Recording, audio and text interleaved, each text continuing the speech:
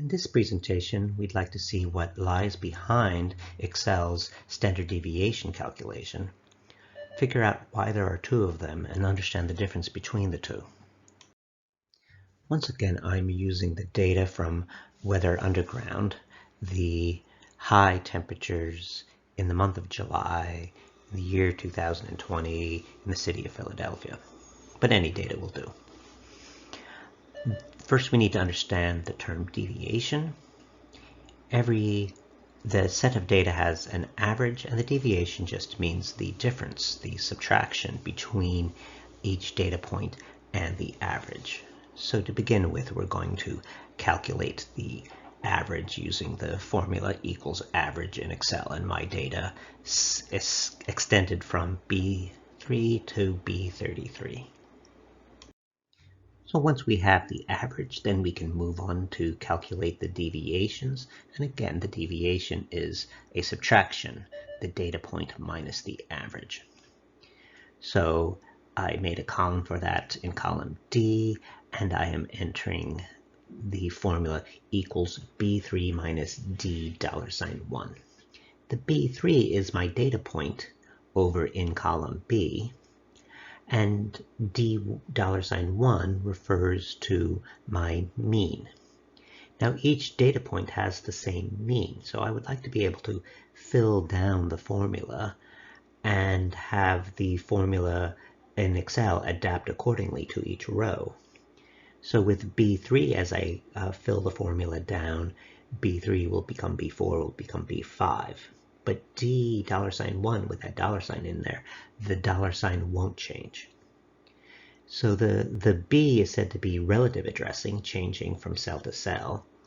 And the D with the $1 is said to be absolute addressing, so it is not changing when we fill down the formula. Again, the deviations are the difference between the data point and the average. So some will be above average and some will be below average. There were some hotter than average days and some cooler than average days. And we would like to know about the spread of the data, but we don't want just a big list of deviations to give us the idea of spread, but we would like one sort of simple overall measure. But we cannot apply the average to the deviations. With some positive and some negative, the average is going to be 0. So what we'd like to do is to take all of our deviations and make them positive in some way, to just measure how far they are away and not whether they're above or below. Now we could do this with an absolute value, but the approach that we're going to use that's standard in the standard deviation, hence standard, is to square the deviations. Remember, if you square a number, it was positive.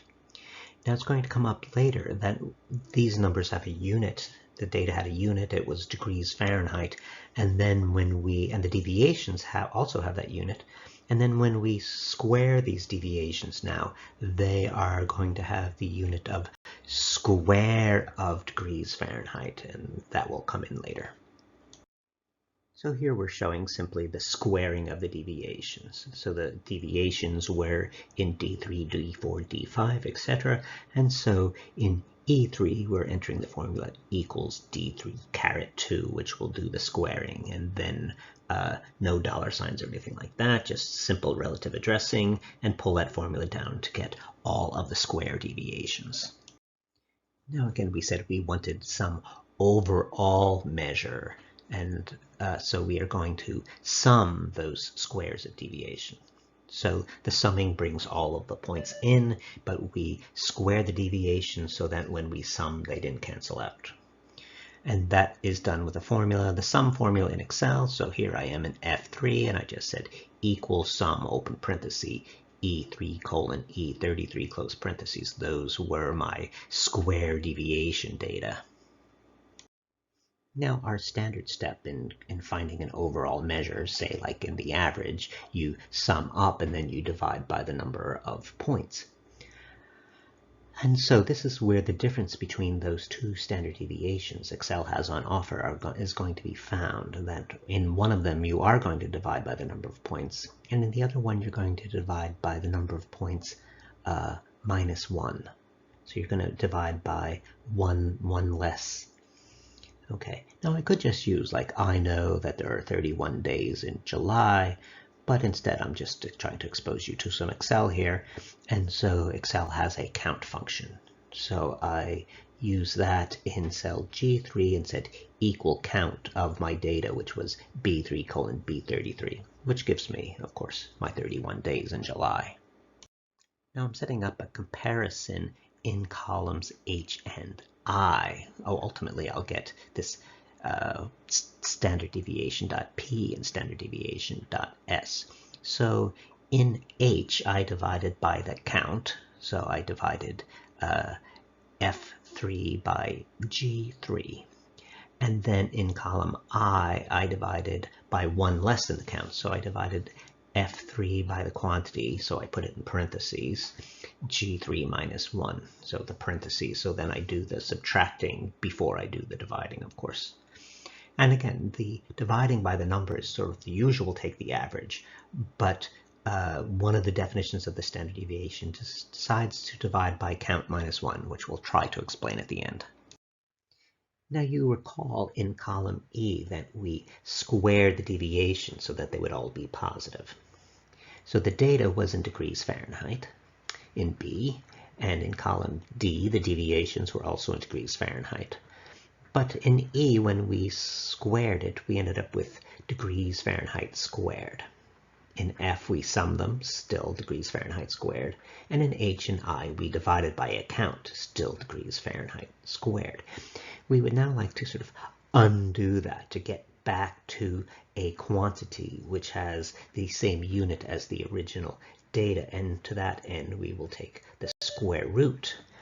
And so both in H5 and I5, we are taking the square root of the data above. So in I5, I have the formula equals square root of I3.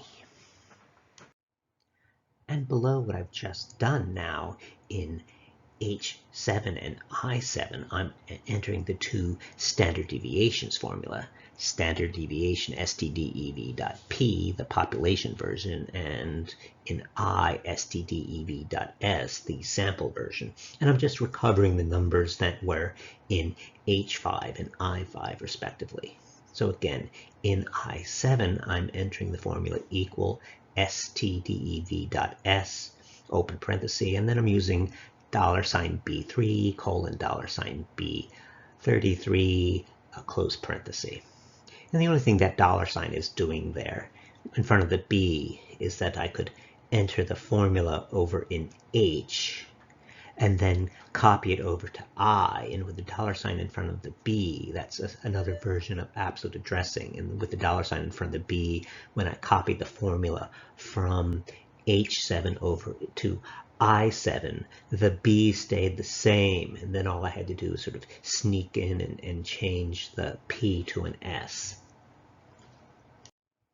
Okay, so now we've seen what Excel does behind the scenes to calculate the standard deviation.P and the standard deviation.S, the population version and the sample version. Let's talk a little bit about this distinction. So the standard deviation.P is meant when the data is the sort of full population. You sort of have all the possible data. And the STDEV.S is when your data is a sample of the possible data, but there's more data that could be coming. I'm going to have us look at sort of an extreme example to sort of really sort of point out the differences between dividing by n and dividing by n minus 1. Imagine we just had one data point, just a single data point. Then that data point is the mean. And it's the deviation of that data point to the mean is 0, and squaring it is 0, and summing those squares is 0. So the numerator of that is in both STDEV.P and STDEV.S is 0. Okay. So now in the population version, you would divide by the number of points, which is 1. So you would divide 0 by 1, and you would get 0. On the standard deviation.S version, you would divide by n minus 1. You would divide by 0, which we know is a no-no in mathematics. And so we would say that the standard deviation.S for our one data point system is undefined. Okay, again, so the population focuses on the data you have and sort of assumes that you have the whole set of data. So the one data point data set has no spread. It's only got 1 point. Is there a spread? No, of course there's not. And another name for this kind of standard deviation is the root mean square deviation. And this name, root mean square, sort of tells you what you're doing.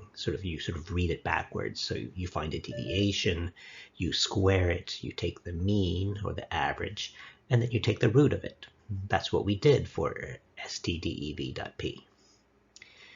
The sample version is trying to figure out what might come. So with one data point, it's saying, I have no idea about the spread that is about to come. So I'm just going to say, I don't know, undefined. Now for this data of Philadelphia high temperatures in July, which one's appropriate?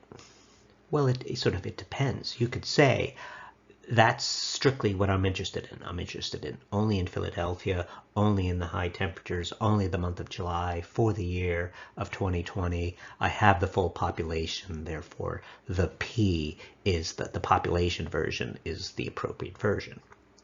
Or you could say that this data is representing Northeast cities or summer temperatures, or so you might in some way conceive of it as just a sample of a larger set of data, and then the S is. So again, that's just the difference between these two calculations. Most times I would say you want the sample version. Usually there's especially in a science experiment, there's more data that could come.